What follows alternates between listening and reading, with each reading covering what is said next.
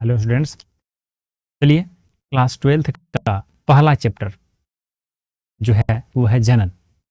ठीक है, जीवों में जनन। जीवों में जनन हम लोग शुरू करते हैं और आप लोग ध्यान रखेंगे कि जीवों में जो जनन है उसमें सबसे इंपॉर्टेंट टॉपिक क्या है? जनन।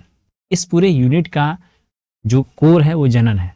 ठीक है, तो हम जनन को समझने की कोशिश करते हैं। तो सबसे पहले हम देखते हैं परिभाषा, जनन क्या होता है। ठीक है, तो ध्यान रखिएगा, जनन जो है एक जैव प्रक्रिया है।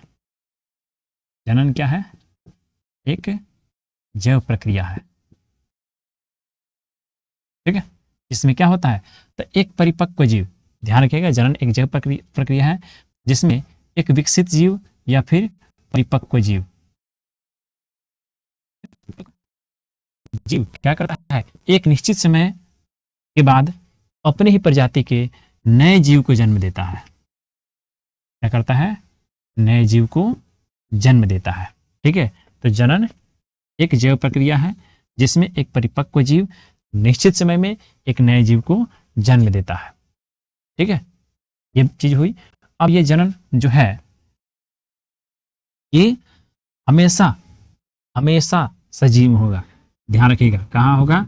हमेशा ये सजीवों में ही होगा, निर्जीव में कभी भी जनन नहीं होगा। इसीलिए जनन को सजीवों का एक महत्वपूर्ण लक्षण भी कहा जा सकता है। तो जनन क्या है? सजीवों का एक महत्वपूर्ण लक्षण भी होता है। ठीक है, ये चीज यहाँ पे क्लियर हुआ। सजीवों के अंदर ये संपन्न होता है। और जनन के होने से क्या होता है? तो धरती पर जीवों की निरंतरता बनी रहती है। जनन से धरती पर जीवों की निरंतरता बनी रहती है। क्या होता है इससे? तो जीवों की निरंतरता बनी रहती है। निरंतरता यानी कि एक बार कोई सजीव बना तो आज तक बना हुआ है। ठीक है, किसकी वजह से? जनन की वजह से। इसको कहते हैं कि जनन से क्या होता है? सजीवों की निरंतरता बनी रहती है। उसके बाद से क्या होता है? तो जनन से हमेशा नए गुणों का विकास होता है। ठीक है, तो यहां पे क्या होगा? नए गुणों का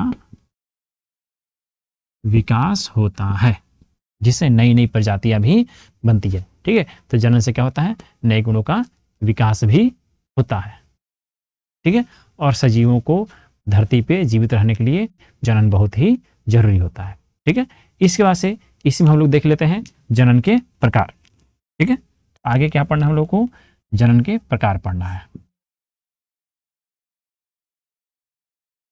टाइप्स ऑफ रिप्रोडक्शन। ठीक है, क्या है ये?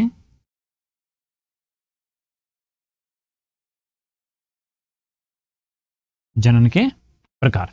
ठीक है, देखिए, जनन के मुख्यतः दो प्रकार होते हैं। पहला होता है एसेक्सुअल रिप्रोडक्शन, एसेक्सुअल रिप्रोडक्शन, और दूसरा होता है सेक्सुअल रिप्रोडक्शन।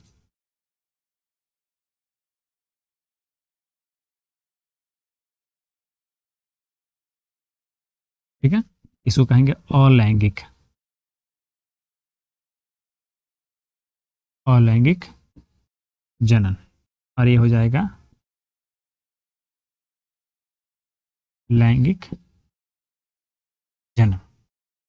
ठीक है, तो जनन के दो प्रकार हो गए। इन दोनों प्रकार को आगे हम लोग डिस्कस करेंगे अगले वीडियो में। तभी के लिए धन्यवाद।